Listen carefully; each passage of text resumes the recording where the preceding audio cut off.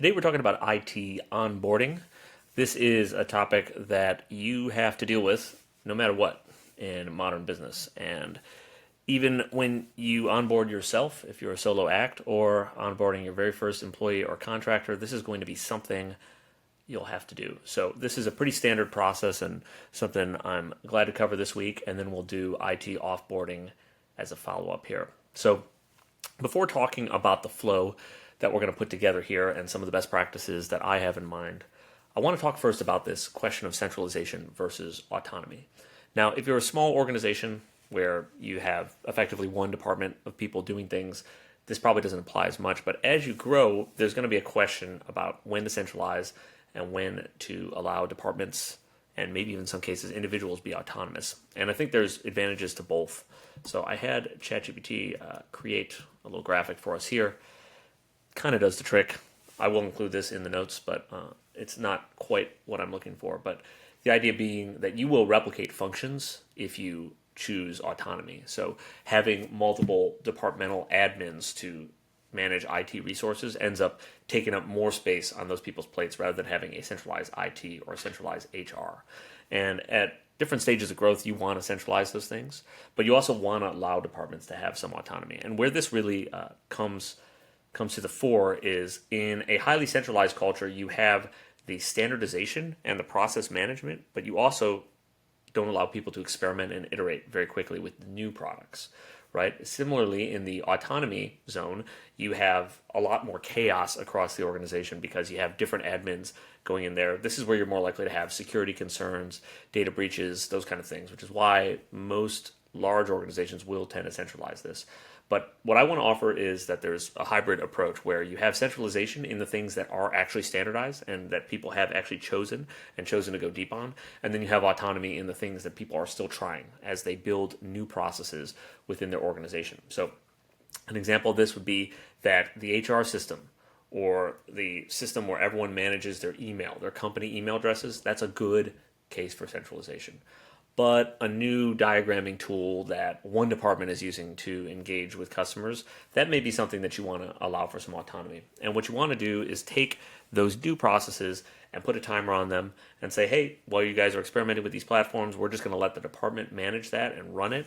But within 3 to 6 months, we're going to do a follow-up to check up on the fact are you using it? And then also, what are you doing with it? Do you like it? Is this something we should standardize across the org? So you should be moving towards centralization, but only after proving out some of the new IT tools that you want to use. And these days, I can certainly speak from experience in working in a modern SaaS business. There's a lot of these tools being introduced all the time.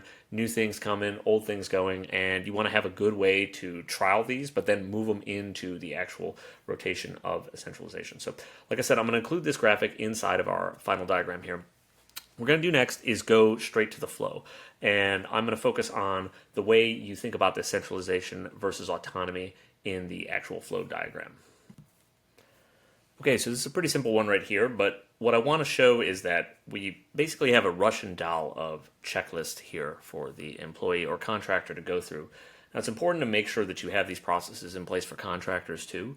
One of the most aggravating things as a contractor is to be brought in to do a job and then never actually get the IT access and tools you need. Assuming you want somebody to do a job and they've signed the proper agreements and you know that they are not a risk to the company, or at least you've gone through the proper defense mechanisms, you want to give them the tools to actually do the job they need. And that means bringing them in to your environment, obviously keeping them as a contractor in the personnel, but give them the tools they need. So personnel system of record, that's going to be your top level system. For some companies, it's the HR system. For other companies, it's going to be email. Whatever it is to say, this is who this person is, this is their role here, and this gives them access, usually via SSO, to other systems, right? And that's going to depend on what IT setup you use. I'm not advocating a particular one, but you're going to have some kind of system of record. That's the first place they go. And then you're going to have a company-wide checklist. These are software that is given to every single person who works with you. These are often when you have a mandate to say, we are going to use this tool. This is the tool we use to communicate in this particular way. Some examples here might be something like Slack, if that's your way of communicating, right? So using Slack chat is a method of communication. Another would be Zoom, right? Or Google Meet, right? Some way of doing video conferences. Everyone needs to have that ability. Everyone needs to have that tool. ChatGPT, That's one that we do, right?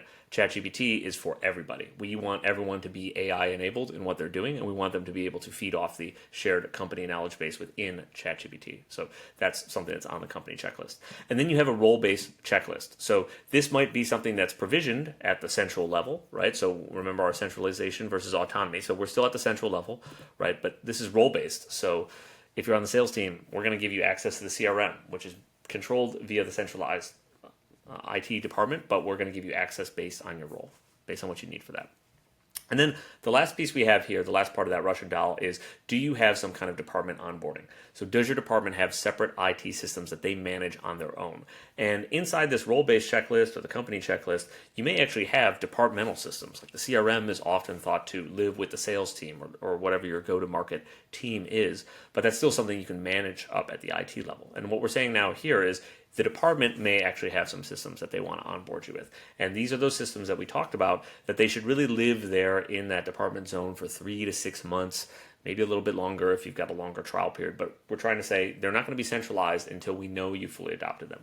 And then the department will manage that how they will. So oftentimes it'll just be the manager in the department. Maybe they actually have a system admin and ops person who does all the administration of departmental systems. A lot of that depends on how large the department is. But this is going to be the departmental checklist, and then you're going to be complete. If you don't have a departmental checklist, you're just going to go. All right? At each stage here, you have a checklist, and that's really important so that you can now delegate out this process to the next person in the line who needs to run that process. So you want to get past the point of just everyone in leadership and at the top of the organization having to run this IT onboarding process. You ultimately want to be able to give this to your IT administrators, your HR team, whoever's doing the onboarding process. And then this last piece of the department checklist is something that the department puts together. And what I would recommend is making sure that departments are actually responsible for their own checklist. So you declare, here's the format, here's what our IT onboarding checklist look like. We need you to create a checklist in the same format and also encompassing the different roles you have within your department so that they can also do potentially a department checklist as well as a role-based department checklist. So each one of these goes in order, and then you have this process happen on day one where you're going to go through each one of these, and as a result of that, the person is added to the system of record. They're added to all your company's tools. They're added to all the tools needed for the role. And finally, they're added to all the tools they need for the department. And then they are deemed complete. So this is the flow. We're going to take this, put this back in the document. And then what I'm going to do is the thing I've been doing for the last few episodes, which is I'm going to take the transcript of this slightly shorter episode, and I'm going to throw it back into ChatGPT to see if we can get our full on procedure. So I'm going to take the flow here, throw it into the doc, as I said, and then also throw the flow with the transcript into ChatGPT. All right, so we're back, and here we're in ChatGPT with the transcript for the first part of the episode, as well as that flow chart right here as a PDF. And my prompt to the chat is, I am recording an episode of Building Process. I'm uploading the flow chart as well as the transcript of the episode. Given what I've said, please build out the final procedure we will use for the show notes. So you've seen this before if you've seen it in prior episodes. And so what we'll do is we'll have this run and see what the procedure looks like. Okay, so per usual, ChatGPT has done a pretty good job of working with the transcript and the flowchart to figure out what's going on here. So it has the note about identifying the new hire type. You can also apply this to vendors. That's something else that I've seen. Typically when a vendor, which may be different than a contractor, somebody who's not coming in individually, but a vendor who's actually with a separate group, a separate company. So that could be a different kind of hire type. And then adding to the system of record, it's agnostic there on what the actual system of record is. And then we have the company-wide onboarding checklist. It's got some good examples, things like security acknowledgments and company policies. That's pretty standard. That's something we see a lot. And then there's role. So role-based checklist is platform permissions tailored to role, position-specific training modules. That I really like, the idea of having continuing ed and training right at the start of your IT onboarding process. That's a really nice way to just get going, get moving, give people something to do, especially in their early days when they're waiting around for context or maybe waiting around to meet with people. Determine whether department level onboarding is required. So this is kind of like the flow chart here.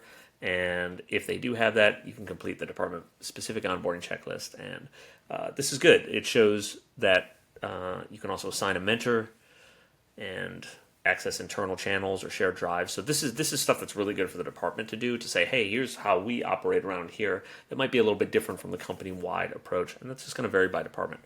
And then there's a option to mark onboarding as complete. That makes total sense.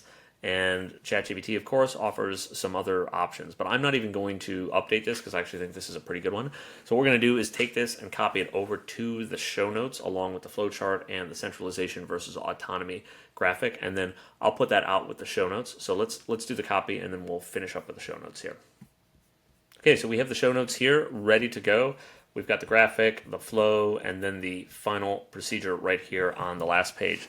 So this is a shorter episode. We're going to be doing offboarding for the next one, but I thank you for joining us. If you want to check out more building process, the goal here is to create evergreen content that is helpful to those of you running operations at small to medium-sized businesses. So I want this to be generic content that is useful for just about anybody at any time and place, regardless of how far AI and some of the new tech takes us. You're still going to have to do things like onboard people to your IT. And what better way to do it than through an organized process and through a process that's been through the ringer a few times. So if you like this show, check out buildingprocess.substack.com, or you can check out youtube.com/@buildingprocess. That's the YouTube channel @buildingprocess. And join us again next week for IT offboarding.